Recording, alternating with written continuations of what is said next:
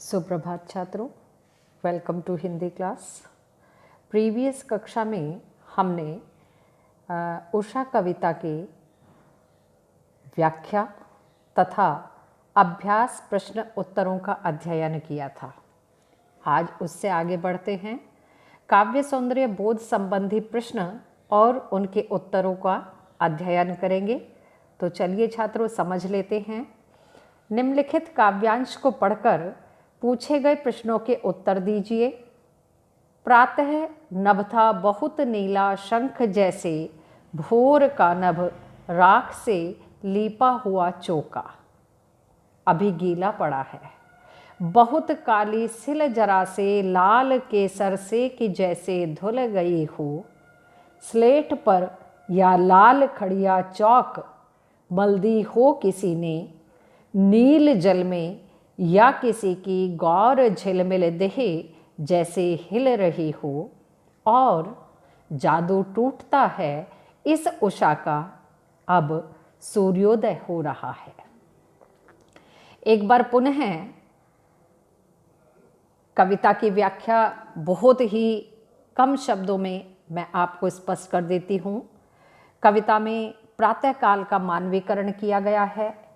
पूरी कविता में उपमा अलंकार विद्यमान है, क्योंकि प्रातःकाल की उपमा एक जगह नमी जैसे गीला चौका होता है उससे दी गई है, या अन्य नीले शंख जैसी प्रातः बताई है। स्लेट पर लाल खड़िया चौक मल देना बताया है, क्योंकि रात्रि विदा ले रही होती है तो गेरुआ रंग हल्का हल्का अंधकार छाया होता है, और चूंकि सूर्य का आगमन हो रहा होता है तो लालिमा पूर्व दिशा में छा रही होती है। तो चलिए अब इस पर आधारित प्रश्न देखते हैं। काव्यांश में प्रयुक्त उपमानों का उल्लेख कीजिए। और दूसरा प्रश्न है, कविता की भाषागत दो विशेषताओं का उल्लेख कीजिए। या ये प्रश्न इस प्रकार भी आ सकते हैं, परीक्षा में पूछे जा सकते हैं, किन उपमानों से पता चलता है कि गांव की सुबह का वर्णन है। या भाव सौंदर्य स्पष्ट कीजिए। तीसरा प्रश्न है ये, भाव सौंदर्य अर्थात हमें कविता की पंक्तियों का भावार्थ स्पष्ट करना है, लिखना है। नील जल में या किसी की गौर झिलमिल देह जैसे हिल रही हो। पहले प्रश्न का उत्तर देखते हैं, समझते हैं। काव्यांश में निम्नलिखित उपमान प्रयुक्त किए गए हैं। नीला शंख, इसकी तुलना की गई है प्रातःकाल के आकाश से। राख से लीपा हुआ चौका, ये प्रातःकाल भोर के नभ के लिए प्रयुक्त किया गया है। काली सिल, अंधेरे से युक्त आसमान के लिए प्रयुक्त किया गया है। स्लेट पर लाल खड़िया चौक, भोर के नमी युक्त वातावरण में उगते सूरज की लालिमा के लिए। और नीले जल में झिलमिलाती गौरी देह, यानी नीले आकाश में आते हुए सूर्य के लिए ये प्रयुक्त किया गया है, जैसे किसी नव यौवना का यौवन होता है। प्रश्न ख का उत्तर देखेंगे। कवि ने नए उपमानों का प्रयोग किया है तथा ग्रामीण परिवेश का सहज शब्दों में यहाँ वर्णन किया गया है। अथवा निम्नलिखित उपमानों से यह पता चलता है कि गांव की सुबह का वर्णन है। गांव राख से लेपा हुआ चौका, चौका कहते हैं जब खाना बनाया जाता है। चूल्हा चौका भी एक शब्द युग में है जिसको हम प्रयोग में लाते हैं। बहुत काली सिल पर किसी ने लाल केसर मल दी हो।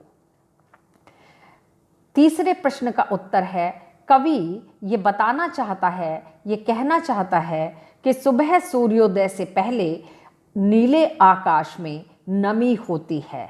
स्वच्छ वातावरण के कारण सूर्य अत्यंत सुंदर दिखाई पड़ता है और ऐसा लगता है जैसे नीले जल में गोरी कोई युवती सुंदर देह उसकी जल में प्रतिबिंबित होकर झिलमिला रही हो।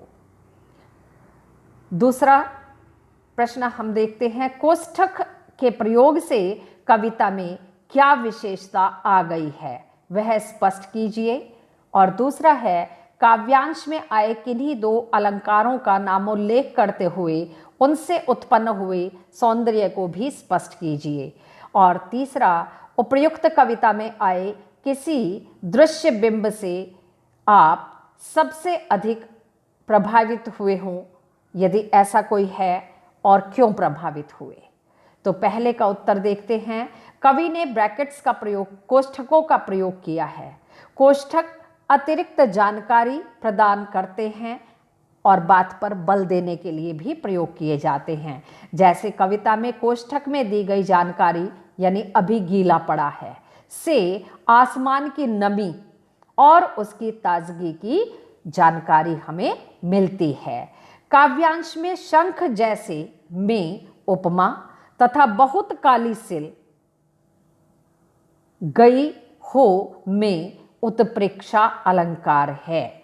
इनसे आकाश की पवित्रता और प्रातः के समय का जो मटियालापन होता है वह प्रकट होता है।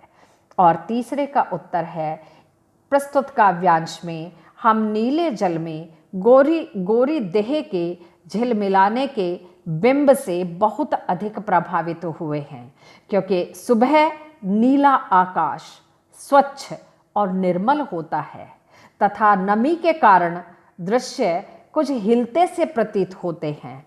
श्वेत सूर्य का बिंब आकाश में बहुत सुंदर दिखाई पड़ता है या प्रतीत होता है। इसके बाद हम आगे जो हमारे कुछ अतिरिक्त प्रश्न इससे पूर्व की कक्षा में रह गए थे, आज उनको भी हम पूरा करेंगे।